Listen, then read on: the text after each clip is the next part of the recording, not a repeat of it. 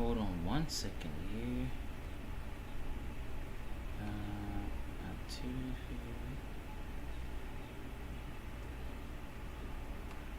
Settings. For whatever reason, it says that kick has been disconnected. What the fuck? Kick? The kick chart should be on. Regardless, what the fuck, man? So now I have to reconnect the goddamn kick chat. Yeah, access user information, blah blah blah. Oh my gosh, bro. Go down. Allow access. Okay. Alright. So quick little 1 hour stream, y'all. Yeah. And so before of course we get started, let's make sure that we are live on all the platforms that I'm doing the stream on. Okay. So here comes the Rumble. Let's see here. It says that we are live on the Rumble. So right there you guys can see I've been quite consistent with the live streaming. So when you get a chance, please make sure to hop over to Rumble to follow and to hit that dono. Alright, next let's check YouTube. Okay. Control C, Control V. Alright, so YouTube, what are you telling me, YouTube? My extension, of course. As seen here, I am live on the YouTube, y'all. So please, when you get the chance, feel free to hop over there to subscribe / hit the bell icon. But most importantly, make sure to drop a comment and to hit the super chats. I've been quite consistent, as you see here, and I'm starting to upload shorts over there. So I'm testing things out to see if that can help. Alright, so let's check the kick.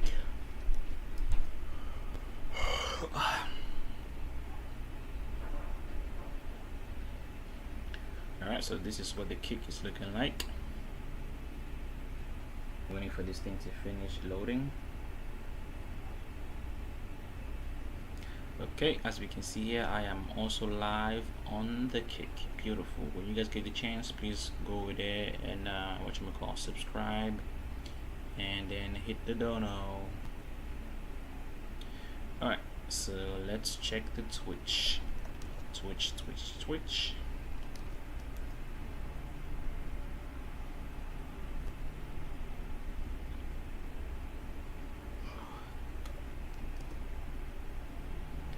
Alright, I should be live on the Twitch as well. Let's wait for the ad to finish playing.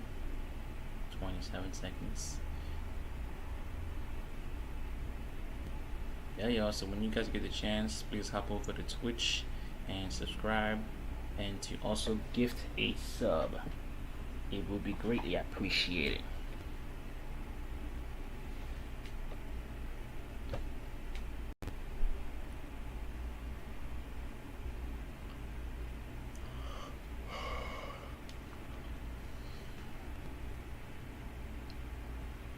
God damn, what the fuck is taking so damn long for this thing to finish playing?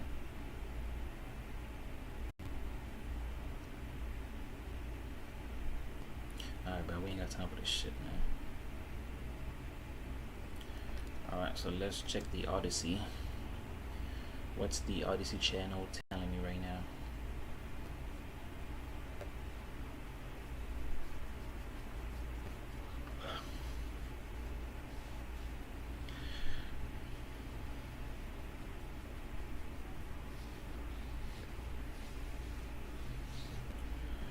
Odyssey channel, come on, load up.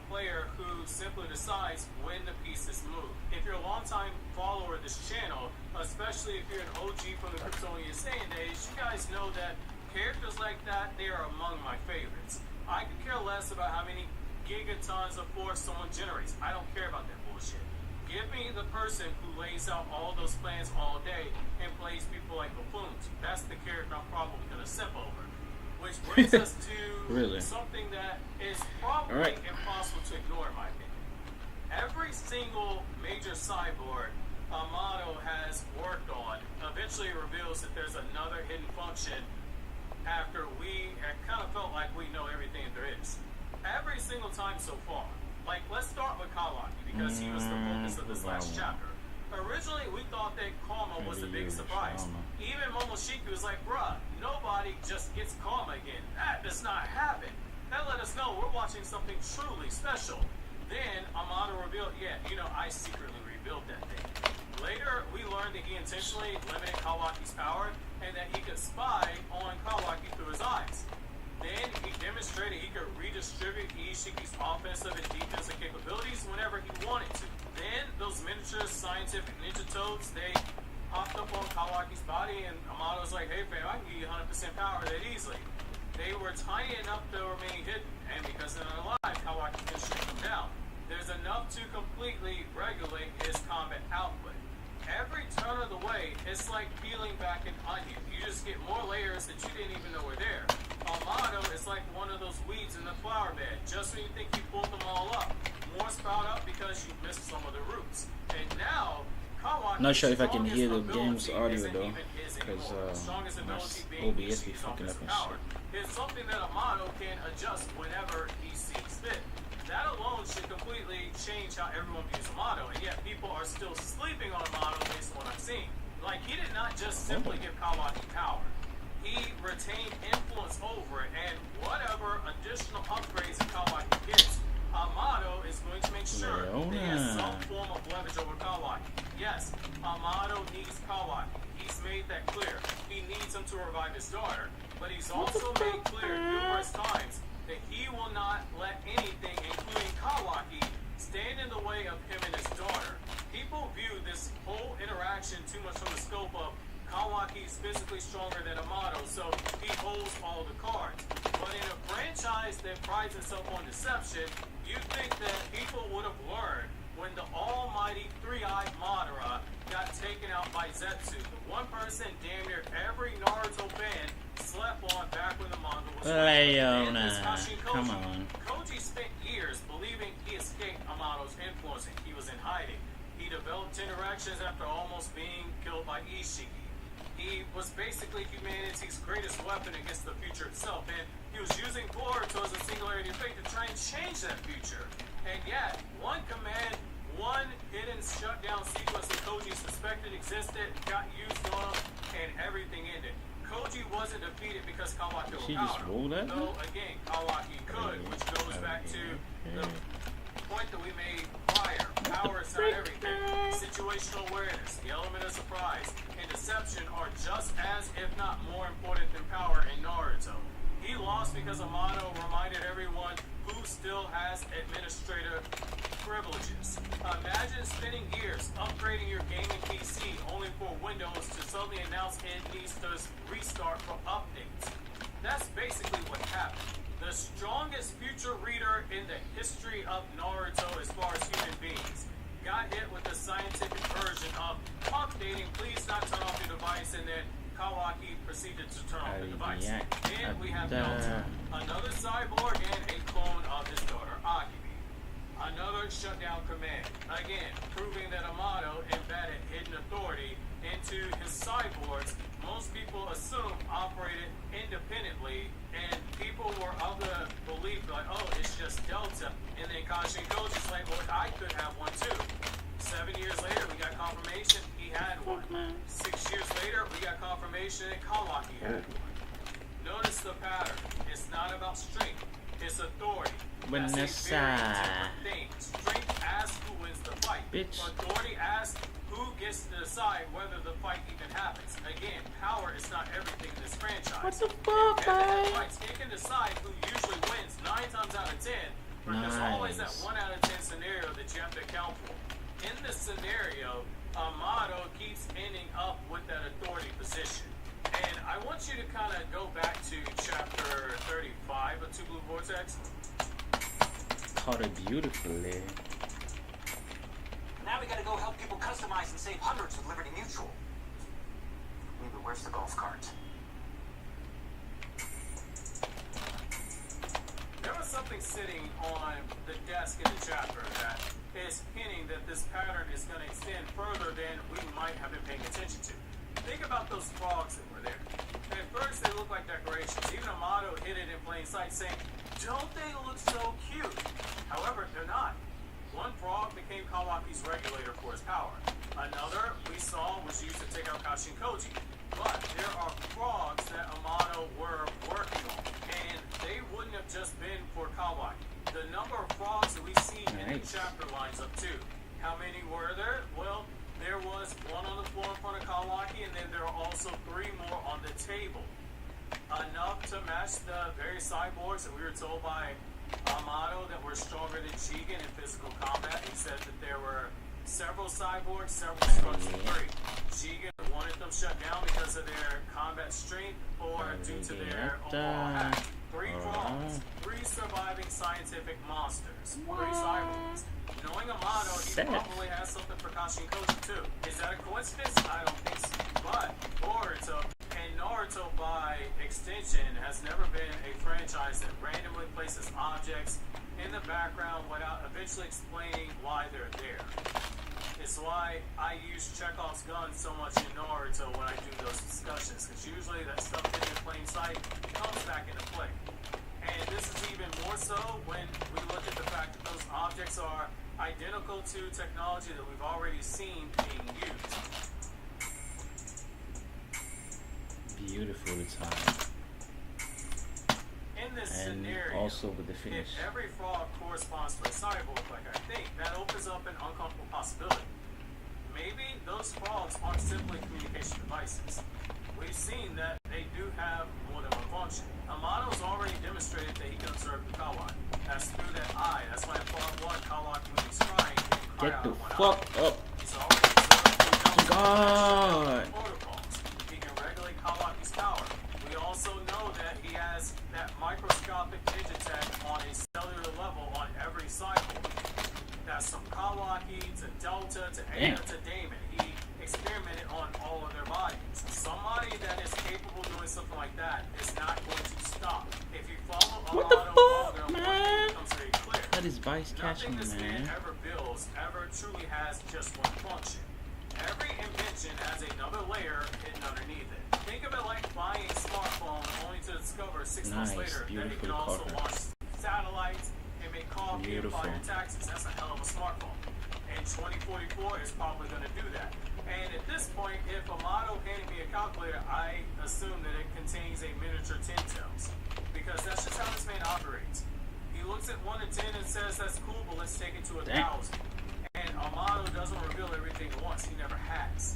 And that's why I do think that fans are making a dangerous assumption when they conclude that the shutdown code is the end of Amato here. Because I personally feel like a shutdown isn't the final evolution of Amato's character. It's merely the first one. And for someone like Amato, a scientist at heart, enough is never truly enough. There is always more to explore. Like I've mentioned in past videos, that thirst for power was one of the weaknesses Get the of fuck Alexander the up. Great when you look back at his life. He was a brilliant military mind, and a strategist, and a leader, a visionary. Yet, his eyes continued to go past the borders of his ever-expanding kingdom. He wanted more and more. Had he set those ambitions aside and focused on ruling what he had, he would have been viewed as a more legendary person than he was remembered as. The same is true for Amato, a brilliant scientist, unlike something anyone has ever seen before in Naruto, and yet he can't get past his own grief and his obsession and his thirst for knowledge.